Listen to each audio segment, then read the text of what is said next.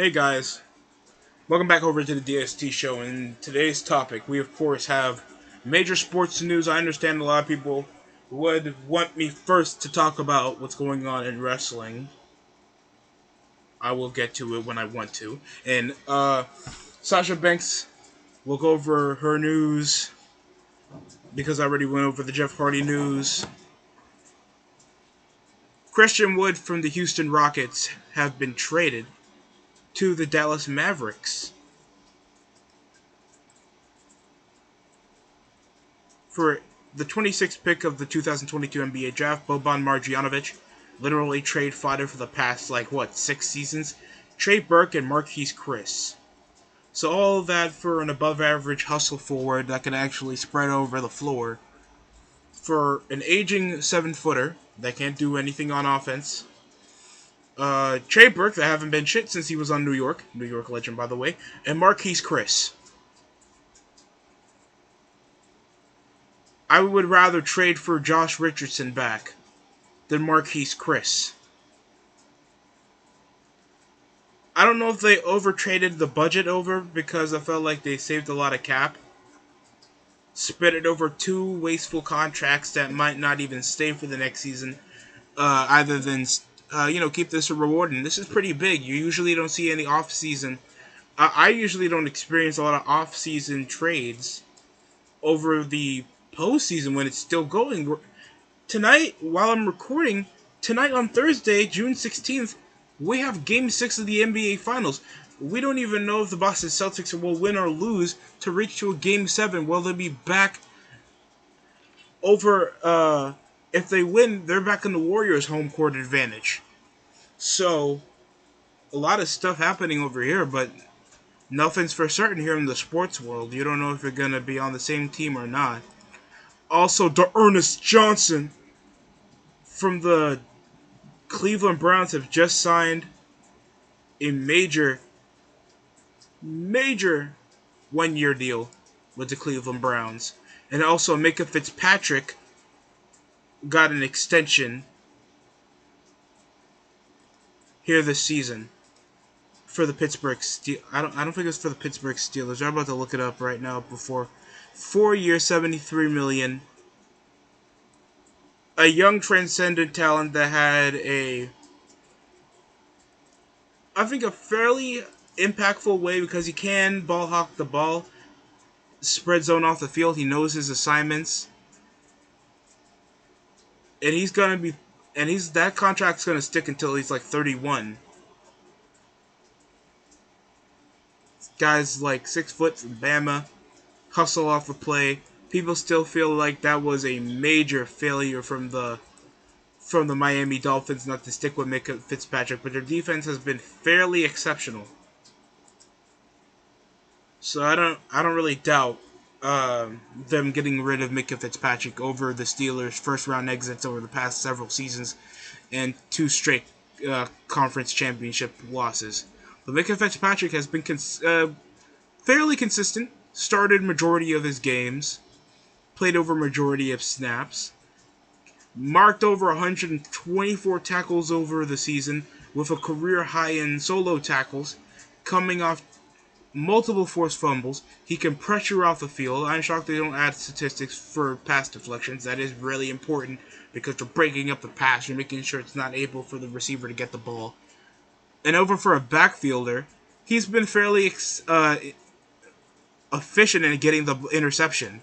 With 5 his sophomore season, and usually there's a slumpier sophomore season. 4 in his third season, and just 4 with just being more physical, with only 2 picks and a 4th fumble. You need a backfielder like that. Micah Fitzpatrick, I think, is deserving of this money. Good for him, bro. Make that bread. And I'm expecting high hopes for you this season. And usually around, I think around July we'll be seeing cut day and more of a finalization for the roster around the preseason where we get to see who is making it or not. We also have other information involving Kyrie Willis, Deshaun Watson over his 26 allegations. Devin Funchess, y'all forgot that he's now a Detroit lion over his mediocre seasons over on the Colts. What's going to happen to Taylor Heineke?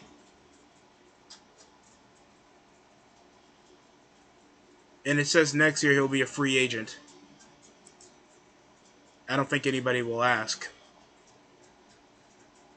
And Kyrie Willis, I don't know any news going on with Kyrie Willis right now,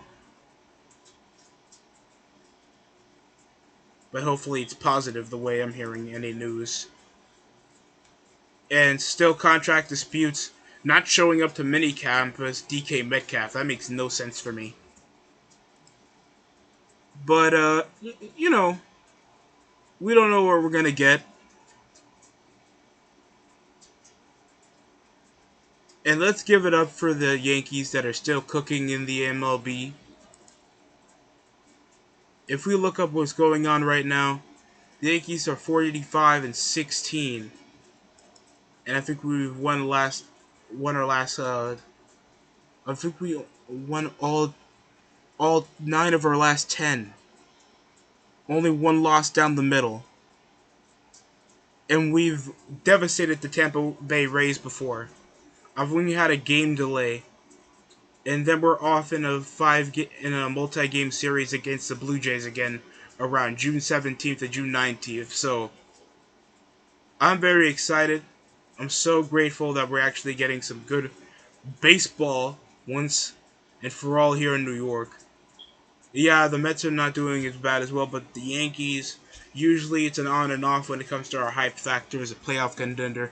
Because, how can you be still a successful franchise when we haven't won the World Series since 2009 with disappointment after disappointment? And I hate that. I really do goddamn hate that. But the Yankees have been making me proud, even though most people would still try to consider us frauds because we haven't faced any contenders. You guys will have the Athletics, the Astros, and then the Red Sox that we destroyed handily in the series opener. What are you talking about? When's the last time Boston beats us? When's the last time Toronto beat us? And last time I checked, the Rangers, the so-called winners of the off season, didn't even beat more than one game out of us. And the Orioles were just getting pimp slapped like it was a 50s wife. Please. I don't want to hear this BS. And how I see it, we can just cruise through June through July for the remainder. Pittsburgh, Cleveland, Cincinnati, Boston possibly, and Houston's probably going to be the biggest threats. And I'm sure I'll probably be asking for tickets so I can go out to see Mets versus Yankees around July 26th to 27, and then we got the Royals around late July. So get ready for that. And anybody still want to take back that they had the Celtics in 6, possibly? I mean, I think the majority of fans still have the Celtics possibly winning the series. Most people have been saying that the Warriors had probably their weakest finals roster, but they know how to spread out the floor. They're more hustle on defense. And it takes more than 2 people to carry the load on offense when it comes to Wiggins pressuring and creating his own offense, or if Jordan Poole gets hot from deep, spreads the floor. And even though Steph didn't even score a 3-pointer, he was still accessible on offense, and he was the 3rd leading scorer out of 21 points, not even making one 3-point field goal, and he was still hitting overhead passes, spreading the D. Most of the time, the Celtics were just missing over assignments, and the Celtics were just putting up great perimeter defense when it came to trying to stop Tatum or Jaylen Brown, and just cruising out to make sure Al Horford doesn't get open looks. And Al Horford hasn't played a big game since Game 1 over this series. The person who showed up the most is Al Horford's father, Tito Horford. But you know, not anything is expected here in the NBA Finals, so possibly we could see a major upset, and the Boston Celtics will finally take the game series, take the finals seriously, and even when they come back, they don't piss down their leg like they did in the second half of Game 6. I mean, Game 5. So, that's all I have here for DST Sports News here tonight, and I hope you guys enjoy the rest of your day. I'll be back later on today, because I really need to get some sleep. Get this edited out and uploaded around the morning for your news, and of course, Sasha Banks' news will be later on, and my thoughts on that, because everybody and their mother's already talking about that around the wrestling community. So why do I have to be like, breaking news? I'm literally just gonna put my opinion out, because it's my opinion. It'll be a waste to be like, breaking news, Sasha Banks just got really... Damn it. That's it for me. Thanks for watching. I'm here to tell you right now, we don't care. Let me tell you something. We don't care.